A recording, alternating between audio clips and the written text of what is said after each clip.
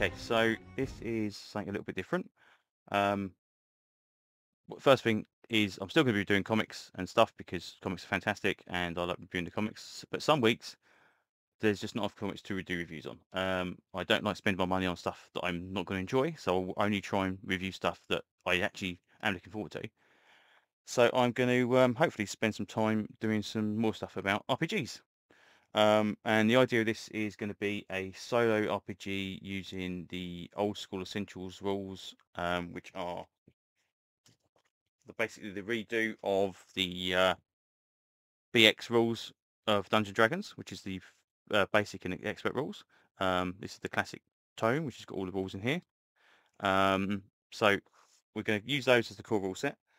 I have been playing D&D since the original Red Box. And it's my favourite kind of, probably one of the rule sets. Currently, everything I'm writing for at the moment is using old school essentials. So I thought old school essentials would be the way to go if I was going to do anything RPG based. And the idea is to try and get some kind of hexcrawl going on and basically give the characters kind of like a exploration adventure kind of thing, and kind of using ideas and stuff I've found in other books. Been playing a lot of Dragon's Dogma and kind of Zelda Link to the Past and the Tears of the Kingdom, where exploration is kind of like the entire point. You may have a kind of a core quest, but you always get distracted by the thousands of things going on. And I love that about those games, and I love that should be about what RPGs are. So one of the RPGs I think does that really, really well is the One Ring. They have a whole exploration kind of sub game where you decide where you're starting from, you decide where you're going, and there's kind of like a set of checks on the way to see how you get there and how well it goes. You can play, there'll be encounters and stuff that go on as well, but generally speaking, it's just the idea of traveling from A to B. I mean, Lord of the Rings is pretty much entirely about the journey. Um, and if that was kind of like some D&D games go, oh yes, 7 days later you get to XYZ, you miss all the good part. So exploration is really, really important. There's one game adventure for basic that I can think of that actually has that really, really well. Is Night's Dark Terror, which is a uh, hex crawl pretty much for basic D&D, where it's a complete sandbox. You kind of like, you've got a core point, and then they kind of let you go off and explore wherever you want to go to, and there's kind of like an end destination for that thing. You're finding out facts and stuff as you're going through it all. And we played that on the 30th anniversary of me playing Dungeons and Dragons, and it was a really, really good game. It was, lots of exploration. That was kind of the point of it. It was really good. So basically, what we've got here, the idea here is we will be using, as I said, the OSE rules, which have the redo of the BX rules. There's stuff in the basic books that I think is going to be useful, so we're going to be using some of that. We are going to be using stuff from the first edition of the Advanced Dungeons and Dragons because it has some very, very good random generation stuff for hexes and dungeon generation. The 5th edition book has also got dungeon generation stuff in it, which I find fascinating because I've been through all of my books. I can't find any random dungeon generation between those editions, 1st edition and 5th edition, but I can't find anything for 2nd, 3rd, 4th, and it just seems strange that they skip that kind of vital part in all those game systems, and just a new one and the very, very oldest one have got it in it, which I find fascinating. And then along with that, we've got a PDF version, which probably won't show up on camera very well, is fill in the blanks, which is the populate hex crawls. This is going to be essential. This is going to make my 6-mile hexes into tiny 1-mile hexes where stuff is going to happen. So we're going to be using those as like a way of filling all those interesting parts in. We have got a starting area here where we've got a little island, and then all of this is going to be where the adventure is going to take place. We're going to kind of slowly build out, going to randomly generate all these hexes coming out from here, going south, and hopefully we're going to find some encounters, some locations, and some stuff that's going on, and have these adventures go on here. There's going to be a city up off the camera to the left, where they can kind of turn in stuff in case they need to. But the key focus is going to be this one kind of trader town and anywhere south of that. So that's it. And then obviously we've got some decent graph paper for dungeons and stuff. So yeah, so that's pretty much it at the moment. That's the intro for that. So next up is going to be generating the characters. Okay, so it's time to roll some stats. The idea here is I'm going to have a cleric, a fighter, a magic user, and a thief as the core group, and then we're going to have one wildcard character as well. That's hopefully going to kind of fill out the ranks, but we'll decide what the well that's going to be once we've actually rolled some dice. So let's roll some stats and see what we get. We're doing a standard 3d6 generation here. You can change them after the actual event, but all in all, just a straight roll. That's what it's going to be. Okay, let's roll some dice to see what happens.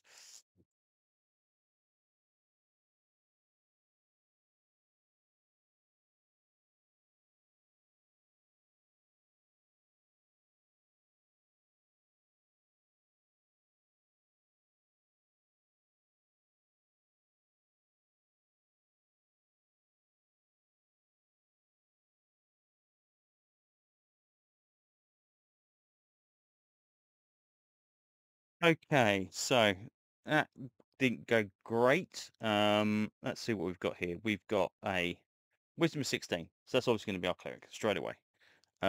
Intelligence, the highest intelligence we've got is going to be a 17, so that's got to be our magic user. Highest dexterity is a 15, but with 6 con, 5 wisdom and 6 strength, that's not great. So maybe we go down another one. So that'd probably be this one with 11 strength instead. So that's our thief. We need a fighter. Wow. Okay, that's not good. We've not got a fighter of any kind of strength. Maybe that's gonna have to be our fighter then. Fighter with 11 strength. Which means dexterity wise 13. This is going to be our thief with 7 strength, and then we've got our wild card character, which I think has to be the one with 9 strength, 9 10 9 10 14 12 wisdom. I think we're going to make that our, what should we go for? Should we go for a dwarf or a halfling or a elf? 14 wisdom, 10 intelligence. Yeah, let's have a quick look. Is there a prime work? Is there a requirement? I don't know if there is. Minimum of constitution of 9 for a dwarf. Okay, we can pass that off. Elf is a minimum of intelligence of 9. We can do that as well. And then halfling is minimum of con 9 and a minimum of dex 9. So we can do that as well. I think for the sake of this, we are going to have a elf. Okay, so we've got a cleric, an elf, a thief, a magic user, and a fighter. With kind of middling scores, nothing too fantastic.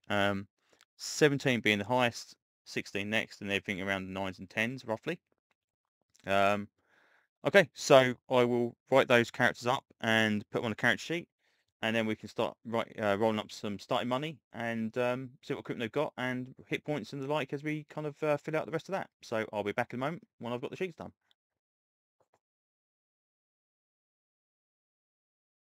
Okay, so we've got the character sheets filled up out from the original ones that I rolled out.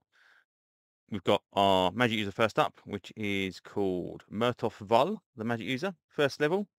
So for him, we need to first of all determine hit points. So as a D4, unless I'm very much mistaken. D4, yep, okay, and Constitution volumes is +1, so we're going to ignore 1s and 2s like we do in the rules. And we're going to roll and see what we get for hit points. We have got a 4, so he has 5 hit points at first level. Okay, and then we have 2 languages for him because of his intelligence. So we're going to find the language table and we're going to roll twice on that to see what we can actually find for him. There we go, that is a D20. D20.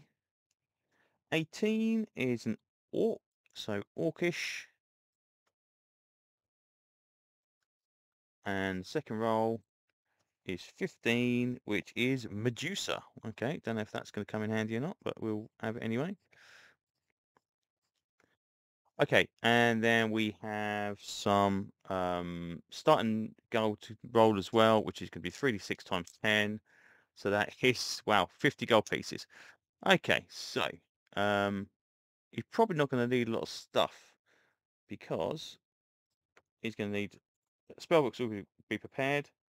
He is going to have a. Let's have a look at the back of this. So we've got some space. Right, so we've got dagger, I believe, is the only thing you can have unless we are changing the rules such. Nope, dagger. Okay, so dagger is going to set him back 3 gold pieces. So there's a dagger. Okay, AC is going to be 9. Dagger is 1d4. Well, I'm surprised actually. There's no one on the sheet to actually put the stats. Okay, that's fine. Dagger of that one. We're going to give him a backpack. 5 gold pieces. So that's 9 in total. We'll keep it running total of this. I'm going to do it on the side. Okay, and that weighs 50 GP. And then dagger weighs 10. We are going to need. Let's go for a lantern. For 10 GP, so that's 19. And that weighs.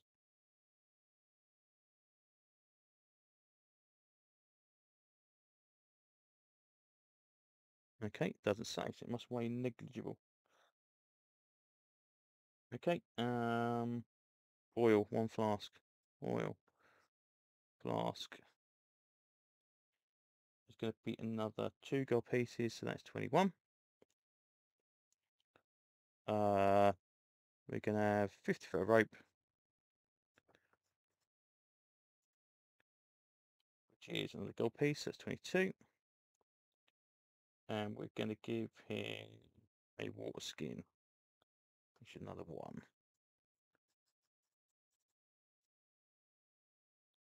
Okay, so that's 23 spent. Okay, that leaves us with 27 left. Okay, and then actual, okay, sorry, backpack. Oh, it looks like battle axe, not backpack. You're an idiot. Okay, so we've got weight wise, we are looking at. Okay, shockingly enough, unencumbered. So that is going to be 120, 40 for movement rate. So that is 120, 40. Okay, and then we are going to go to spells, and we're going to roll the spells randomly. Now, I am already going to give him Read Magic as a first level spell. So we're going to give it access to another spell. If I roll Read Magic again, we will roll again and see what until we get something we have not got before. So first level spells, I love it that they're all on 12, 1d12. So roll 1d12, what do we get? We get a 9, which is Read Magic, shockingly enough. Get a 3. 3 is Floating Disc. Okay, not great, but it'll do. Okay, he is going to be a little bit of a problem, I think, to actually defend anybody. He's going to have a little bit of an issue. So, right, so we'll fill all this stuff in properly next time. He's got 27 gold pieces left. Okay, and encumbrance is virtually nothing, so we'll get those figures down next time. Okay, so we have Garroth Chael, our fighter. Okay, so we'll roll gold first of all, because I've got it in my hand. 80 gold pieces. And hit dice, we are on D8. We are, with no constitution bonus, a D8, ignoring 1s and 2s, a 5. Same hit points as the magic user, which is crazy. Okay, so you've got 80 gold pieces. We have to give you something a little bit more interesting. So what can we do for... Now, we could do chainmail and shield for 50.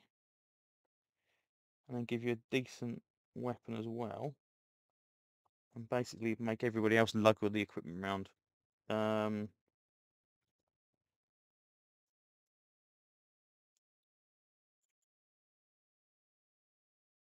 Let's go for... Okay, let's go for chainmail. It does say armor here, so we'll put it here. Chainmail, shield, and then we'll go for a just a longsword, or sword as it is in this. Okay, so that is going to be 400, 500, and a sword is 65, 60.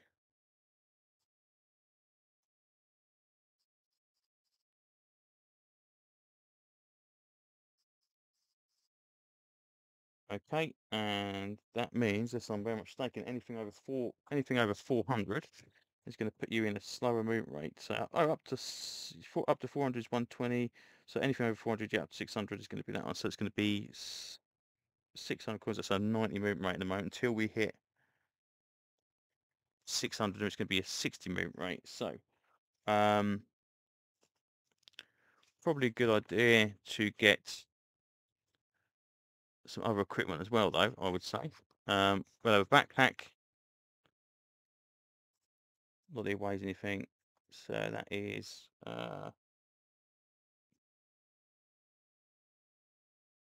57, 62, rope 50 feet is going to be 53. We'll give you a lantern as well, and oil. So that's 53, 63, 60, 65 gold pieces spent out of your 80. Okay, you're on 17. I'll keep that for now. Okay, and then AC wise, you're looking at dexterity is 13, so that's +1. AC of shield is, of chainmail is 5, -1 is 4, -1 is 3. Okay, that's not terrible. So that's pretty good. Okay, cool. So, next up we have our cleric, Cam Dusttide. He is going to be a cleric of healing. So OSE doesn't normally distinguish between what gods the clerics use. In this campaign setting, this is based around a southernmost kind of island area, or peninsula, I suppose, technically, of my campaign setting, which I'm writing my adventures for. That has yet to be explored, so I'm using some of the gods from that. So we are going to use the god of healing from that. Okay, hit points. We've got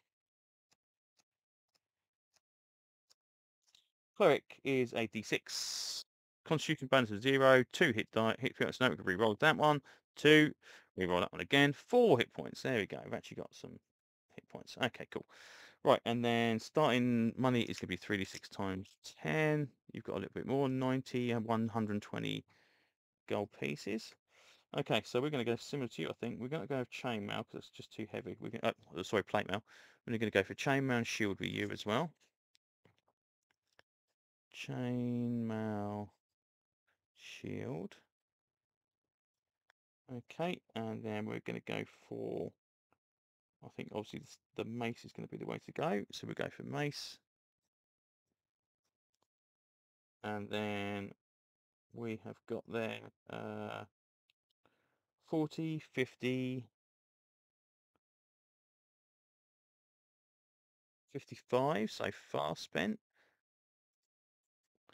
Okay, and then we're going to get some more equipment. So we're going to get a backpack. rope, lantern, oil, holy symbol, which I think is going to be probably one of the biggest expenses. Okay, so holy symbol is 25, so that's 80. Backpack is another 5, so 85. Lantern is 10, so that's 95. Oil is 2, so that's 97 spent. Okay. Rations. Good point. We are going to go for iron rations for a week. And we'll add that to the other characters as well. Okay, so there's another 15, so that's 105, 112, 112, which leaves you with 8 gold pieces left. And we can tweak this a little bit later on if need be. So going back to the other two, you had 17, and you had 27. So the iron rations for each one of those, that is going to be 15 for those. So that leaves you with 12. And leaves you with 2. Okay, this looks more like it. People have got no money at the end of the end of each of the character creation. Okay, so thief. Hit dice thief is the same as the magic user in this one. So 1d4. 3. Constitution is 0, so that's 3 hit points. Rookie starting money is going to be 3d6. So that's 4, 5, 6, 90 gold pieces. Okay, leather is 20.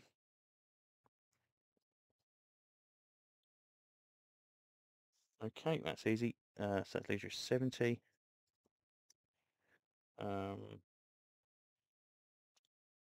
Now, thieves in this can actually has got much more. Yeah, leather no shields, all weapons allowed. So it would be stupid not to go for a longsword, because if you can go for any weapon you can do, you might as well go for that. Okay, and then we've got that weighs 60, so that's 260. Okay, and that gives us up to, yeah, up to 400, so we're okay with that one. And then we'll give him a short bow with a quiver of arrows. So short bow is another 30, so that's 300 coins. Arrows cost 25. Okay, so that's longsword is 10. That's 80. Short bow. Oh, cost 25. Okay. Cannot afford a short bow. Right, we're going to have to go for the old sling then, I think. That's the way to go. So we'll have a sling instead. Sling costs 2. So that's 82. And string stones are 3, so it's 82. That leaves me with 8 gold pieces left.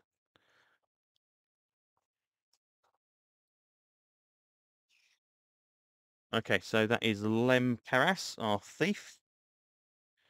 And then we've got Shaylin Moonsong, our elf. So, she is going to need some hit dice first of all. 1d6, Constitution modifier 0. 2, reroll a 2, reroll a 2, reroll a 2. Oh my god, okay, reroll a 1, a 3. Wow, that took a while. Okay, and then we're going to roll 3d6 for starting equipment. Okay, 70. That's not great either. Okay, so I think we're going to have to go for leather longbow. Leather is 20.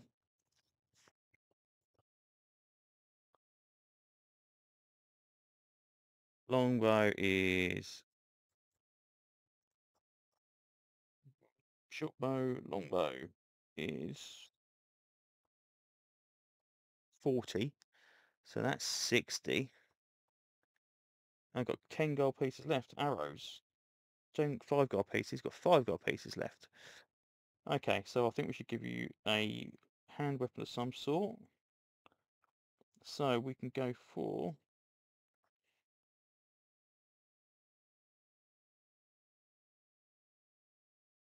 balance is 7, dagger is 3, hand axe is 5, is 4, mace, short sword is 7. Okay, we have to go for a dagger. So we'll go for a dagger, and we'll obviously see what we can come by. That gives you, that's 3. It gives you 2 gold pieces left. Okay, so we've already got the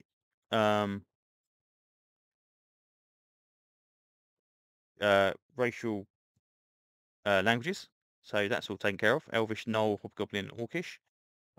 Spells, we have 1 spell, so we're going to do the same as we did last time. We're going to have Read Magic as a standard, and then we're going to roll 1d12 on the spells to see what we get for per spell. 1d12, probably not Read Magic again. 8, Read Languages. Okay, interesting. We will have Read Languages. That will be the way it goes. Read Languages. Okie dokie then. So I think starting hit points, starting gold. We'll work out we'll fill all the movement rates and everything else the like in, tidy up the sheets a little bit. And I think I will try and put together a little party sheet so that I haven't got to keep referring to 5 sheets of the while. I'll have 1 sheet laid out with all of the stuff on it, or at least the key essential stuff, and we'll go from there. And then next up, we can actually get to the hex map and start looking at generating some hexes from the starting location at the little bay. So let's do that next. Okay, so we're going to be using the random hex generator from the first edition D&D, AD&D, page 173. This is going to give us the basic hexes for where we're going to start from. So pop it down there for now, just out of the way. We have got here our little hex map that we've got. This is going to be our starting location, which is the little island where the heroes have come from across the sea. They've parked themselves in this little trading area. We've got a road that runs east to west. This is going to be, these 3 hexes are going to be classed as plain, and we're going to generate a kind of like a day's worth of travel out of here just to see what's going on, and they're going to decide where they're going to go to, and eventually, hopefully, we'll fill this in if depending on how far they can get in, travel around each day. We've got 1 day's worth of rations, so we don't really need to go too far. They might end up going 1 hex out and no further than that and coming back. And then once we decide which hex they're going to go to, we're going to go and use the fill in the blanks PDF, and we're going to decide if there's going to be civilizations and dungeons and other stuff going on there as well. And that'll kind of give us our little bit of interesting adventure locations. So starting from a plane on where we've got our island, a 1 to 11 on D20 is another plane, and then we've got scrubs forests. So let's have a look. So 7, that's a plane. So if we go from here, we'll start here for hex 1. That's going to be plane, and then we'll go from hex 2, 18. This is going to be a marsh, and then hex 3 is going to be 17. That's going to be mountains. Okay, and then we're going to go out another hex worth of travel. So that's from plane to here. Actually, we'll start off there as well. So plane, that's a 12. That is scrublands.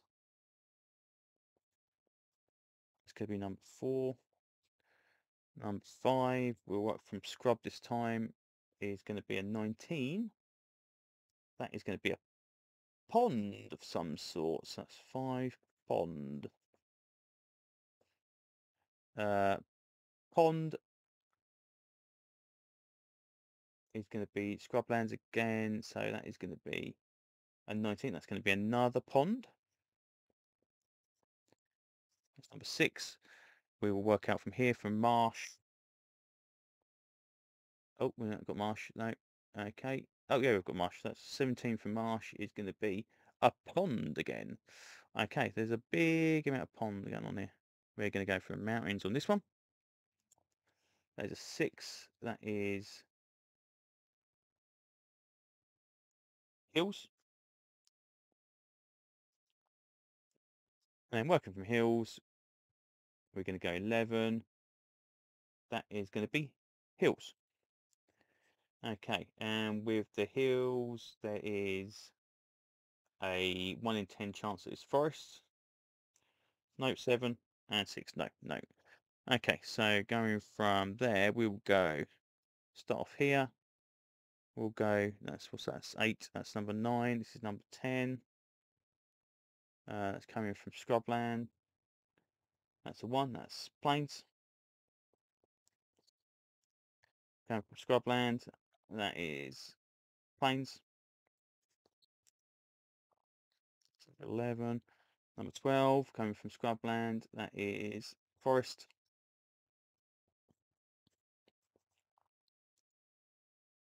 Scrubland again, that is plains. Scrubland again, that is scrub. That's 13, 14. You come from this time from hills. That's a 7, that is rough. That's 15 rough. Coming from hills again, that is a 13. That is hills again. With a 1 in chance. 1 in 10 chance of being a nope. Okay. So that is 15, that's 16. Hills again is 8. That's desert. Okay. And hills again, 10. That is hills. And we will roll 1 in 10 chance as a forest. Oh, there is hills forest. And that gives us 18 hexes. So that is 6, 12, 24. Right. So that is roughly 1 week's worth of travel. Oh, sorry, 1 day's worth of travel from our starting location. So we'll leave that for now. I will go and fill this in to make it look a little bit prettier than just some random words. And then we can pick a hex we're going to go and look into and decide what's in it using the fill in the blanks book. Okay, back in a sec. Okay, so I've filled in the character sheets and tied them up a little bit. We've had a little bit of tweaking for here. We've decided to give the elf a short bow rather than a long bow, which means then she can have a short sword, or long sword, sorry, rather than a dagger. Got 1 week's of standard rations as well, so that makes her a bit more offensive, rather than having just a little dagger to kind of use for melee. Everyone else has got 1 week's worth of rations. I changed the iron rations to standard rations because standard rations are supposed to be like ones that kind of degrade over time, I would assume. So you get 1 week's worth, and then it's kind of probably by the end of that week they're probably going to be pretty horrible and rotten. Iron rations are probably for long voyages, so we don't really need that because we're not going to venture out too far. Everyone's got a light source now, either a lantern or torches. And it turns out that some of the characters, I think the fight and the cleric, now have a movement rate of 90 rather than 120 because of their armor. So that means that the miles per day is going to be reduced down to what are we on? 18 miles rather than 24 miles. So these little sections here is obviously going to be where we are looking at the actual map itself. And I've tied this up again as well. We've now got the pond, which is because we rolled 3 in a row, they kind of tied together. And I used a D6 to basically determine kind of what edges of the hexes it was going to kind of go through. We put the pond in here as well, and because we've got the mountains here, I've put a river running through the marsh, which makes sense, into the pond, and then pond to sea. So that's that. And then we've got hills here. We've got a forest and hills here, so I put a little bit of forest in here as well. Mountains, I did the same thing with mountains. Rather than kind of having just a hex of mountains, I kind of just did a range and again rolled d6 to decide kind of what 2 points they would join up from. So that now means effectively they've got a barrier now. So they're going to leave here. The place they're going to go is obviously got mountains, marsh, pond, scrub. We're either going to have to go all the way around and go down the plains, all the way around this way, go through the forest and hills, and come through the desert, or more likely, they're going to venture out into hex number 1, which is the plain, which has got nothing in it. So we're going to that's what we're going to focus on. We're going to use that as our starting hex. They're going to come out there. They're going to have a look around and see what's going on. Now, because it's not very far away from this town, there's going to be probably rumours about what's actually going to be in that hex, and they're going to actually know kind of what's going on. So we're going to generate some bits and bobs in this one, and see if there's any points of interest, and hopefully we'll have something for them to go and investigate. So let's go and have a look at filling in the blanks and get a mini hex sheet up, and we can fill this in. Okay, so we've got a mini hex sheet here, which has got our numbers on for the random generator. This is hex number 1, the plains. So hex 1 plains. So we know which it's going to be. And then we need to roll some dice to figure out what's going on. Now the only problem with this is that because it's a D31 effectively to generate which hex it's going to be. So we're going to have to use I'm going to use roll 20 to generate those numbers. But we roll here 1d6 features and 1d6 layers. So 1d6 features, 1 feature, layers, 3 layers. Okay, so first of all, let's roll a D31 and roll 20, and we get a 4. So this is going to be our feature in hex 4. We roll a 1d20 to get the feature, which is an 8, which is a structure. So this is structure. Okay, and then we roll D31 again for the first layer, which is 25. So that is 24, 25 layer.